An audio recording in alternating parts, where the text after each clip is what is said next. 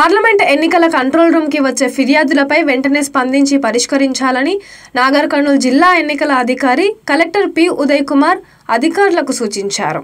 సోమవారం కలెక్టరేట్లో సమీకృత ఎన్నికల కంట్రోల్ రూమ్ను ఆయన తనిఖీ చేశారు.